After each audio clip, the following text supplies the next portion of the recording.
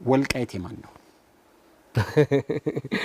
አሁን እኛ የብሔር ፖለቲካን ስለማን በቀጥታ ይመልሱልኝ። ማንፌስቷችሁ ላይ በተቀመጠው መሰረት ወልቃይት የማን ነው? እኛ ወልቃይትን በተመለከተ ግልጽ የሆነ አቋማችን ምንድነው መሰለ? የኛ የብሔር ፖለቲካን ስለማይደግፍ 17 አስተዳደሮች ይኖራሉ። አሁን ባለው አወቃቀር ወልቃይት የማን ነው? ወልቃይት ማን ነው የሚለውን አሁን ያማራ ነው የትግሬ ነው ልል አልችልም። ማንፌስቷችሁ ላይ ግን ወልቃይት ያማራ ነው ብላችሁ አስቀምጣችኋል። እሱማ የጎንደር ክፍለ ሀገር ነበረ ነው የምንለው።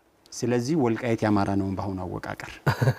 አሁን ያማራ ነው የሚለውንም የትግራይ ነው የሚለውንም ክልሉን ስለማንቀበለው ትግራይ የሚባል ክልልንም አንቀበልም፣ አማራ የሚባልም የለም በእኛ ውስጥ። ማንፌስቷችሁ ላይ ክልሎችን ስታዋቀሩ 17 ክልሎችን እንፈጥራለን ካላችሁ በኋላ አንዱ ክልል እኮ ትግራይ ነው ይልና ትግራይ ግን በህገ ወጥ መንገድ የያዘውን የወልቃይትን እና የራያን አካባቢ አይጨምርም ብላችኋል። ማንፌስቷችሁ ላይ ቃል በቃል የተጻፈ ነው እያነበብኩ ያለሁት። ይሄን በተመለከተ የሀፓ ማለት የፈለገው ትግራይ የሚባል ክልል የለም። አሁንም ክልል የሚለውን አውጣው ከኛ ፕሮግራም ውስጥ የለም ያለው በእናንተ አገላለጽ ክፍለ ሀገር ትግራይ ክፍለ ሀገር አዎ ነው። በእናንተ አገላለጽ ልጠቀም ትግራይን ክፍለ ሀገር እንደምታደርጉት አስቀምጣችኋል። ትግራይ ክፍለ ሀገር የሚሆነው ግን አላችሁ ወልቃይትና ጠገዴን ሳይዝ ነው ብላችኋል። አዎ ወልቃይትና ጠገዴ ክፍለ ሀገር የሚሆነው ጎንደር ክፍለ ሀገር በሚለው ስር። ስለዚህ ቀደም ሲል ለመሬት ብሔር አንሰጥም አላችሁ። ለወልቃይትና ለጠገዴ ሲሆን ግን የትግራይ አይደለም ትላላችሁ።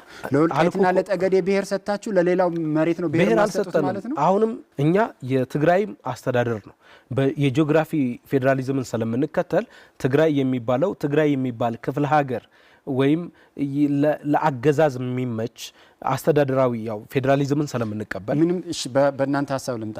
ትግራይ የሚባለው ክፍለ ሀገር ነው ካላችሁ ወልቃይትና ጠገዴን ወደ ትግራይ የማታረጉት ለምንድን ነው?